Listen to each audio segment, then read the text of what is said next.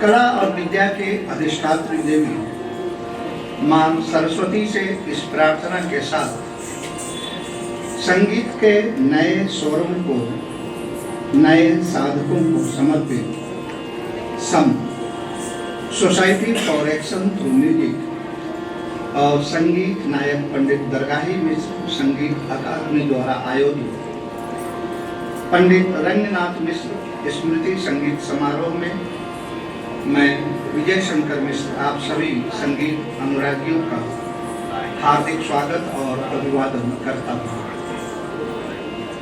आप आए तो बहारों ने लुटाई खुशबू, आप आए तो बहारों ने लुटाई खुशबू, फूल तो फूल थे कांटों से भी आई खुशबू, कांटों से भी आई खुशबू।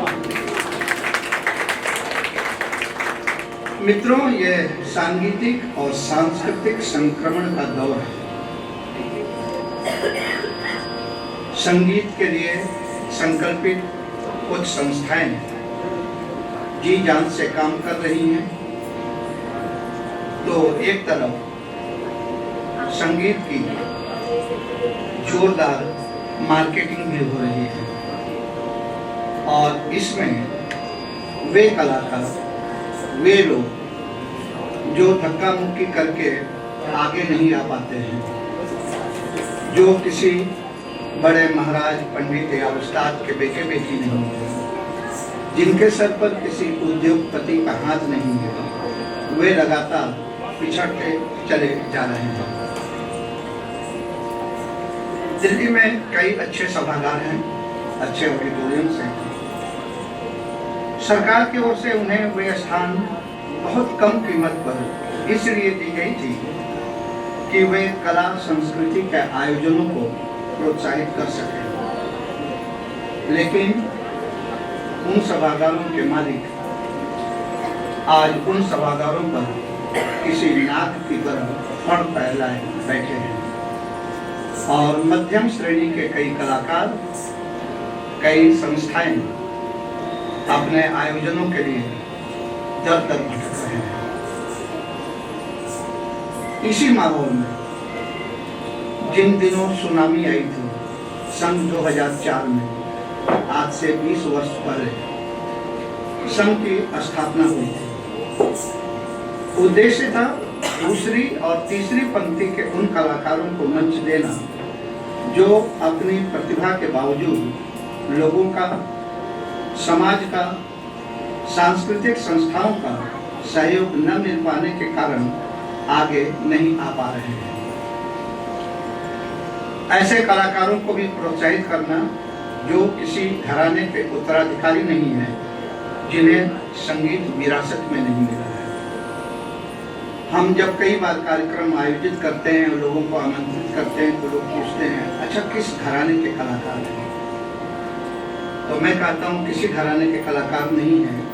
और आप किसी भी घराने के किसी भी कलाकार को ले आइए, हम उनसे पूछते हैं कि क्या वे अपने घराने का शुद्ध गायन वादन करते हैं, तब जवाब ना मिलता है। तो ऐसे लोगों की आंखों पर जो पट्टियां बंधी हैं कि घरानों के अंदर ही सब कुछ है, उनके आंखों की पट्टियां खोलने का भी एक प्रयास है सम। क्योंकि ऐसे गुमनाम संगीतकारों की सहायता के लिए कोई प्रायोजक नहीं मिलता है, अतः उस समय 500 रुपए की वार्षिक सदस्यता रखी गई थी। आज 20 वर्षों बाद वो बढ़कर 2000 हो गई है। लेकिन किसी होटल में जाकर एक दिन में 10-5 हजार रुपए का खाना खा लेने वाले लोग ऐसी संस्थाओं को साल में 2000 रुपया देना पसंद नहीं करते हैं। उन्हें लगता है कि यह रकम बहुत ज्यादा है। पीड़ाएं कई और भी हैं। जिन संघर्षरत कलाकारों के लिए हम जोखिम उठाकर ऐसे आयोजन करते हैं, उन संघर्षरत कलाकार के साथी भी अपने साथियों को सुनने के लिए घर से निकलने का कष्ट नहीं करते। कभी घर में कोई काम होता है, कभी रिश्तेदार आया होता है, कभी बेटे बेटे की जन्मदिन पार्टी होती है, तो कभी कुछ। यह आश्चर्य का विषय है कि खुद इस तरह के दर्द को झेलने के बावजूद लोग दूसरे के दर्द को समझ नहीं पाते हैं।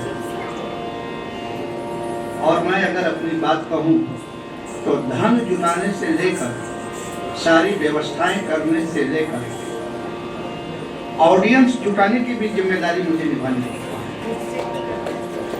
लोगों को कैसे बुलाया जाए ऑडिटोरियम तक, ये भी मुझे कोशिश करनी पड़ती है। जब मैंने संघ की स्थापना की थी तो मुझे ऐसा लगा था कि साल 2 साल में यह संस्था बंद हो जाएगी, और हर आयोजन करने के बाद मुझे लगता है कि अगला आयोजन हम कैसे कर पाएंगे। अब ये शायद अगला आयोजन नहीं हो पाएगा और यह संस्था बंद ही करनी पड़ेगी, लेकिन फिर भी हो जाता है।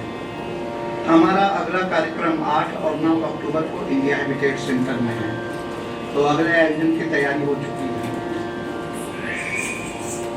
20 वर्षों तक ये संस्था कैसे जीवित रह गई और कैसे काम करती रह गई, यह सचमुच एक सोच का विषय है और मुझे तो आश्चर्य होता है। जिनकी याद में आज ये कार्यक्रम हो रहा है, पंडित रंगनाथ मिश्र बनारस घराने के बहुत बड़े कलाकार थे, बहुत अच्छे कलाकार और बहुत अच्छे चिंतक और विचारक। उनकी याद में यह कार्यक्रम हो रहा है। हम कार्यक्रम को शुरू करें उसके पहले एक दुखद समाचार आप लोगों तक पहुंच चुकी है। 3 दिन पहले संगीत जगत के एक बहुत बड़े हस्ताक्षर, मूर्धन्य लेखक, संगीत विचारक प्रोफेसर मुकेश गर्ग हम सबको छोड़कर चले गए। पिछले दिनों 28 अगस्त के दोपहर उनका निधन हुआ। उन्हें सम द्वारा संगीत मनीषी सम्मान से भी सम्मानित किया गया था। सामापा द्वारा आचार्य अभिनव गुप्त सम्मान और संगम कला ग्रुप द्वारा वर्ष के सर्वश्रेष्ठ समीक्षक के रूप में भी मुकेश जी सम्मानित हुए थे। कई और मान सम्मान भी उन्हें मिले थे। उन्होंने कई दशकों तक संगीत मासिक पत्रिका का संपादन किया था और संगीत विषय की यह पहली पत्रिका थी। संघर्षरत संगीतकारों को प्रोत्साहित करने के लिए उन्होंने संकल्प जैसी संस्था स्थापित करके एक सांगीतिक आंदोलन की शुरुआत की थी। वे हिंदी के प्रोफेसर और कई पुस्तकों के लेखक थे। संगीत को लेकर उनकी एक अलग सोच, एक अलग दृष्टि थी और वे हमेशा नवीनता के पक्षधर थे। संगीत में घराना परंपरा, रागों के समय सिद्धांत और गुरु पूर्णिमा पूजन तथा सरस्वती पूजा आदि जैसे चीजों को वो बहुत ज्यादा पसंद नहीं करते थे। मेरा उनसे 1977-78 में परिचय हुआ था, जब उन्होंने मुझे आमंत्रित किया संगीत पत्रिका में लिखने के लिए। लेकिन बहुत आत्मीयता होने के बावजूद मजेदार घटना ये रही कि हम दोनों जब भी एक मंच पर एक साथ उपस्थित होते थे तो बहस जरूर होती थी, मतभेद जरूर उभरते थे। वे एक दृष्टि से सोचते थे, मैं दूसरी दृष्टि से, और हम दोनों ही अपनी बात डंके की चोट पर करते थे। और फिर मंच से नीचे उतरकर जिस तरह हाथ में हाथ डालकर हम दोनों एक साथ चाय पीते थे, उसे देखकर लोगों को लगता था कि स्टेज पर देख के तो ऐसा लगता था कि ये दोनों जिंदगी भर एक दूसरे से बात नहीं करेंगे, लेकिन 10 मिनट बाद वो सारे मतभेद खत्म हो जाते थे। आप समझ सकते हैं, वो मतभेद थे, मनभेद नहीं।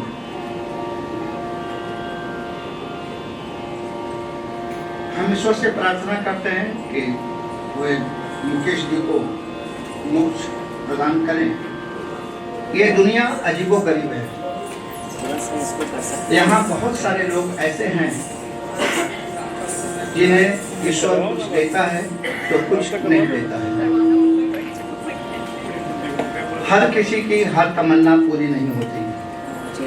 किसी को धन देता है तो धन के सदुपयोग का विवेक नहीं देता है, ज्ञान देता है तो ज्ञान के समुचित उपयोग का विवेक नहीं देता है, शारीरिक बल देता है तो उससे निर्बल लोगों की रक्षा कैसे की जाए इसका विवेक नहीं देता है, सामाजिक ताने बाने को बुनने का कौशल नहीं देता है। लेकिन ईश्वर कुछ लोगों को बहुत कुछ न देकर भी विवेक देता है, ज्ञान देता है। दिल्ली के सामाजिक शैक्षणिक वातावरण को सुदृढ़ करने में स्वर्गीय दौलत राम गुप्ता जी का बहुत बड़ा हाथ रहा है। जिस समय दिल्ली में लड़कियों के लिए कोई अलग कॉलेज नहीं था, तब उन्होंने एक कॉलेज बनवाया था जिसे आज हम सब दौलत राम कॉलेज के नाम से जानते हैं। इसे कहते हैं धन का सही उपयोग। कई बार ऐसा भी होता है कि एक शादी होती है, उसमें 5,000 करोड़ खर्च हो जाते हैं, सारी मीडिया उधर भागती है और उस शादी के बाद अपने उत्पाद का दाम बढ़ा दिया जाता है और उस पब्लिक से उस शादी का खर्च वसूला जाता है जिसको उस शादी का एक लड्डू भी नहीं नसीब हुआ। तो धन का उपयोग कैसे किया जाए ये देखना पड़ता है। दौलत राम जी के पौत्र श्री मनु गुप्ता जी आज हमारे बीच उपस्थित हैं।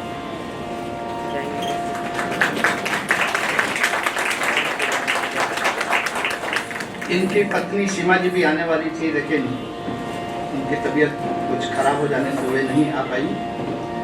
मनु जी की माता जी श्रीमती ललिता गुप्ता जी बहुत अच्छी गायिका थी और वे पंडित प्राणनाथ जी की शिष्या थी।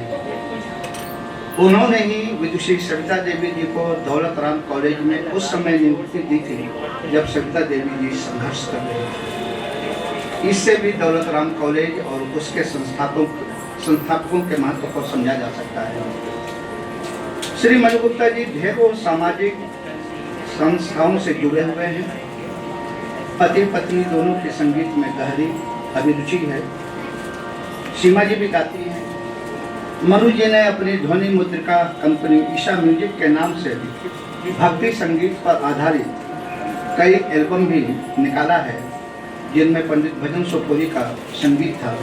इन्हें विदुषी सुभा मुदगल, बुंदेशा बंधु, पंडित जितेंद्र सिंह जामवाल, पंडित शांतनु भट्टाचार्य, उजयेश प्रताप सिंह और कई गायक गायिकाओं ने गाया है।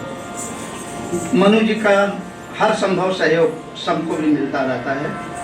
हम उनका स्वागत करते हैं और उनसे अनुरोध करते हैं कि बनारस घराने के स्वनाम धन्य तबला वादक पंडित रघुनाथ मिश्र के चित्र पर माल्यार्पण करके वे इस कार्यक्रम का शुभारंभ करें। क्योंकि मुकेश जी का निधन हुआ है, इसलिए आज हम लैंप राइटिंग नहीं कर रहे हैं उनके शोक में।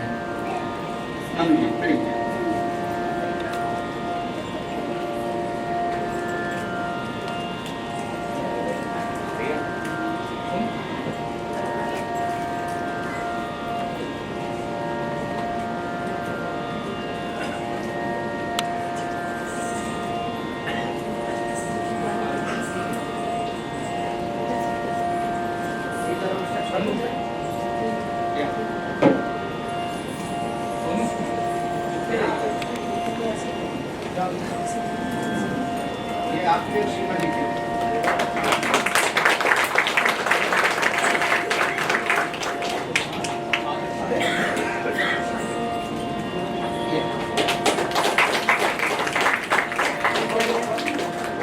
हम एक सरस्वती वंदना से इस कार्यक्रम का आरंभ करने जा रहे हैं।